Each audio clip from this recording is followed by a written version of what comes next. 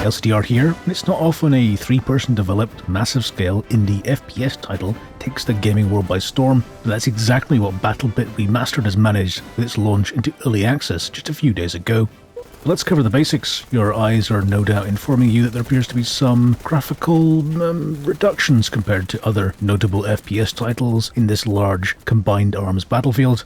You might use the word polygon style if you're being kind, but be in no doubt this is a deeply well-designed FPS game. The gunplay is interesting and varied, the hit feedback is good without being overbearing, the movement is free and fluid even with all the parkour-like edge grabs and mantles you'd want from this sort of game. So don't let those visuals fool you, this is no thrown-together slapdash project. The 18 maps available in this early access launch are pretty varied too. There's some urban, suburban, rural, and a variety of industrial and construction options too. The maps scale to the game mode as well. The 32 versus 32 mode has a much reduced area and a lot less running from spawn, but they also don't feature vehicles. There are also night versions of all these maps. When I say night, I mean really very dark. You have night vision goggles, but those don't perform miracles and can't be used with scopes longer than mid-range. I do like the side effects of the darkness though, the weapon flashlights that blind people with night vision goggles enabled, or the same with flares. Though there are times when I think the experience is just way too dark. I feel like I'm shooting at silhouettes or where I think people will be. Might be argued that this is a design choice, but in my opinion it's just a little too far for how often night maps seem to be in the game's map rotation. And just quick aside to say, if you are enjoying this video, please do tap the thumb up button. It helps me out with YouTube and discoverability and all stuff like that. And if you tap that subscribe button as well, then I really appreciate that too. Thank you so much for supporting the channel. The gunplay, maps, and 254-player scale are great, but there's one element that raises the Battlebit experience and makes it feel alive like no other, and that's voice communication. There's proximity voice comms for everyone in a radius, and I mean everyone, enemies too, even when you're in a down state.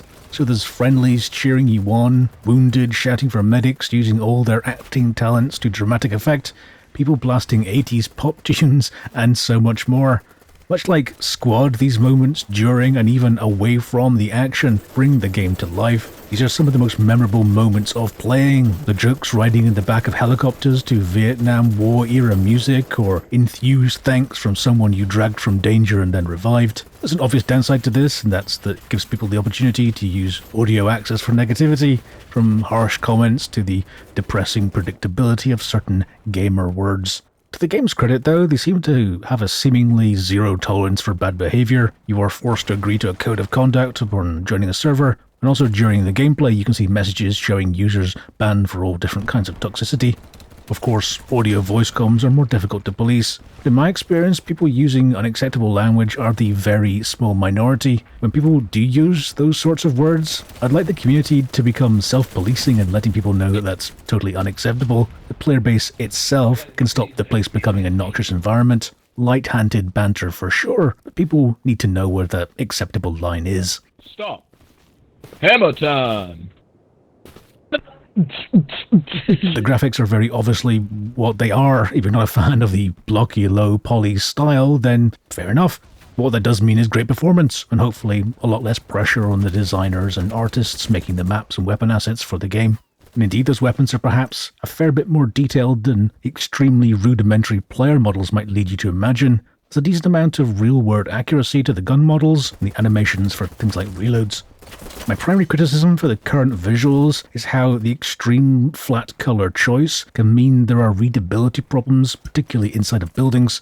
If the floors and walls are all a uniform color, then it's possible to be almost disorientated or unaware of edges in the play space that really don't happen in other games. Sure, textures would fix this, but that clearly isn't on the cards for this visual style. I'd very much like an option for ambient occlusion, or contact shadows as they're sometimes called, so that extra detail in those models is highlighted for those who want it. It appears my wish is a somewhat common one, as I saw this feature request referenced in a developer stream highlight. They're saying that the current rendering pipeline is a customized version of a previous version of Unity engine from 2019, so adding features like ambient occlusion wouldn't be so straightforward. They did say though that they will need to update the engine at some point in the future though, so although my wish isn't going to be arriving soon, at least it might be on the cards, and the devs have heard this sort of request from the community. On audio, yeah, I know what you're thinking, he's just going to talk about how everything must sound like Squad again. Yeah, okay. Well, even I realize that a game in this style should have a comparable sound design, something less ear-fatiguing and approachable, and something more Battlefield-like would be perfect. I think what we have in the current audio is a kind of one of the few rough edges in Battlebit's current state. Weapon audio is just a bit hitting a tin can with a stick for many of the weapons, and those seem to be the most commonly used weapons like the M4. It seems to be especially magnified when there are lots of people firing in a small area. And if you try some of the less used weapons, and I mean less used currently with everyone's progress being reset for the Steam launch, but especially the snipers, you hear much more balanced and interesting audio, in fact a lot more like you'd expect in a title like this. Such inconsistencies are to be expected in an early access title, and I think that I even recall seeing a dev say that audio will be something that they were planning to look at post early access launch, so I'm interested to see how this side of the game progresses. Performance is in line with the expectations given the visuals, and that's very, very good. I'm actually surprised with how well it performs even with 254 players in a single map, all the physics and vehicles and so on. I normally have my FPS limited to 140 and I don't recall ever seeing it drop while playing, and in fact I actually changed it so I'm playing at 150% render scale just to improve the anti-aliasing even further, and I still don't see my FPS dropping. Battlebit is a paid title on Steam for the very reasonable $15 in the US, £12.79 in the UK, and €14.79 for everyone in the EU. Anecdotally, this feels like a fair price for the quality and amount of content in the game, even at this early access stage. There's no cash store, although you can purchase an optional supporters pack on Steam for additional skins. I'm happy to say that I was also completely wrong about my worries about Battlebit needing to be a free-to-play title in order to get a decent number of people to play. Runaway success is not a phrase you hear used with many indie FPS titles, but Battlebit has certainly bucked that trend with some very impressive player and growth numbers. At launch, it had an incredible 52,000 peak players, very impressive for a new paid title. That it continued to grow from there is perhaps even more impressive, and as I make this video, the peak player numbers is just over 87,000 players, which is astonishing. So, Battlebit Remastered, is it worth playing? Battlebit has landed at a very curious and opportune time in gaming. It clearly harks back to what many players think as halcyon days for the Battlefield series, ringing a bell for run-and-gun gameplay with combined arms and destruction as core elements. There's a real lightness and joy to the action, but it's not frivolous or thin. It's a game that bristles with nice touches and neat ideas that somehow almost feel out of place for a game with such simple visual aesthetics. The combining of part-filled magazines, the quick reload option that drops the current mag on the ground and other players can even pick it up, that map voting is obscured rather than displayed like so many other games, so the resulting votes feel more natural and less like a landslide, the servers that merge at the end of matches, and the list goes on and on and on. This is clearly a title that has been a labour of love for the three devs that have created this project. The signs of iteration and enthusiasm for the genre are clear to see. It's not perfect, of course. Some of the game modes need a bit more development. Things like invisible walls don't feel good in a 2023 title, for example. And it also launched with quite a sizable XP grind to unlock new weapons.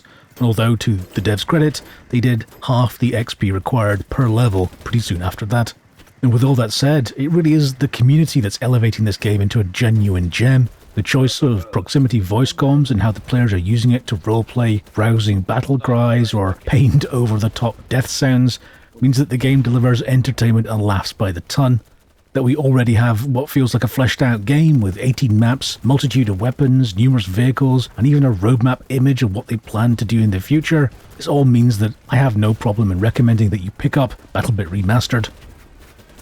So what do you think of Battlebit Remastered?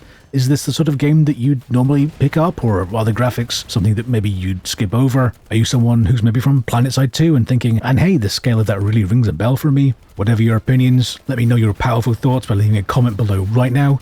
Like always, I'll read every single one of them. If you did enjoy this video, please hit that thumb up button and press subscribe. It really helps support the channel.